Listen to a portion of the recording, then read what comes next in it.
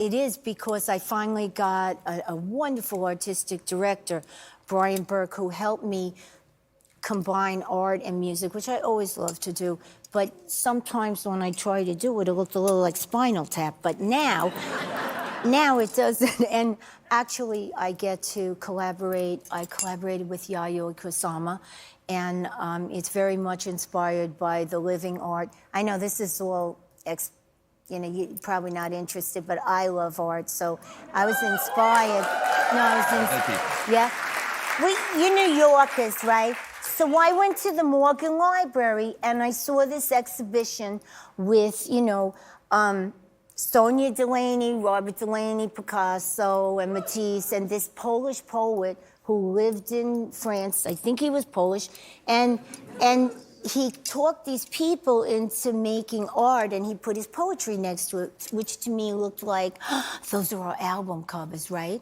So then I started to get excited, and there was a living art movement between 1910 and 1930 in Paris, and that is what inspired mixing art and music, and I got to do it, and that's why I'm so excited. This is what I always wanted to do, and when they said, why don't you do a farewell tour, I said, yeah, well, if I do a farewell tour, I'm going to do what I always wanted, and that was mix art and music in an arena, and not hold the flashlight with a disco ball and say, okay, wait, if you hit this ball during the solo, I'm gonna turn it and it'll all work out. It's different, and that's what makes it different, because it's not ad hoc.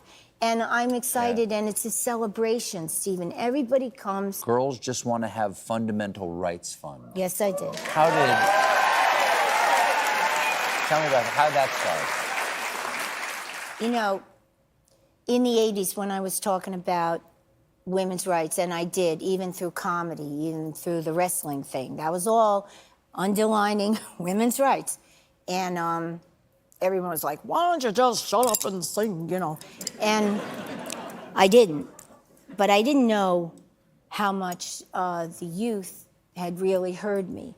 And when I was watching the Women's March on TV, I saw young women with these signs that said, girls just want to have fundamental rights, not on TV, but my friends dragged me out to go with the pink hat. Some lady said, I don't like that pink hat. Here, I knitted a few more. Wear this. So I did, So I saw the sign and I thought, okay, they heard me, but now I should hear them. So I called the same friends that I started the True Colors Fund with, and I said, hey, we should do this, and we did. And we're on tour, and this is the last leg of my tour. The tour is the farewell tour. Girls Just Want to Have Fun farewell tour. That's right. Happening across North America this summer. That's right. Does touring feel different than it used to? Well, This tour feels different? Well, it is, because I finally got a wonderful artistic director, Brian Burke, who helped me. You get to sing all kinds of things, but you gotta dance and in the 70s there was platforms, so I used to fall a lot. My ankle would turn. Sure, yeah. And then there was a manager who was gonna manage the band, but he said, listen, the only way I'll manage the band is if you see that girl in the back that falls all the time, she sings. It was a cover band, what? Right? It was a cover band. Cover band, okay. Yeah, I mean. Oh, you kind of owe your career to them. Oh, yes, Stephen, I do. No, Just throw it in the speech someplace, that's all. No, it's just weird how life comes full circle. Yeah. That's all. You started something recently called the Girls Just Want to Have Fundamental Rights Fund. Yes, I did. Tell